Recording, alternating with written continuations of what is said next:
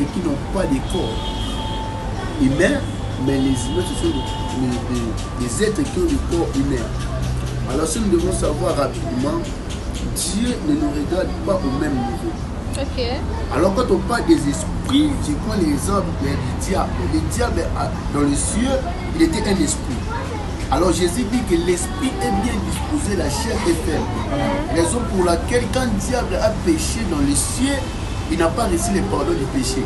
Parce que son esprit était disposé, parce qu'en étant un esprit, on a une autre dimension.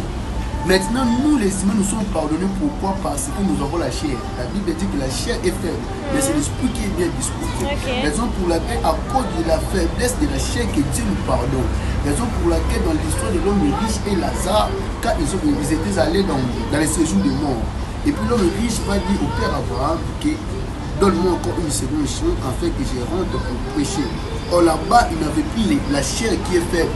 Là-bas, il avait un esprit, raison pour laquelle il n'a pas pu retourner dans le monde des humains. Là-bas, c'est ce qu'on appelle œil pour œil, dent pour dent. Le vrai œil pour œil et dent pour dent, c'est devant Dieu. Alors, le jour de la... Donc, ce sont des choses que nous devons bien maîtriser. Alors, je vais dire rapidement, pendant que tu es en vie, pendant que tu as la chair, il faut entretenir ta relation avec le Seigneur. Il faut prier pour ça.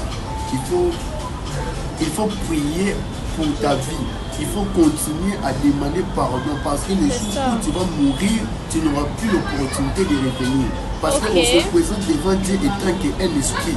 Alors Dieu sait que l'esprit est bien disposé, c'est la chair qui est faible. Il faut profiter pendant que tu as la faiblesse de la chair afin de recevoir les pardons. Raison pour laquelle le sang de Jésus n'a pas été coulé dans les cieux pour apporter le pardon, mais pour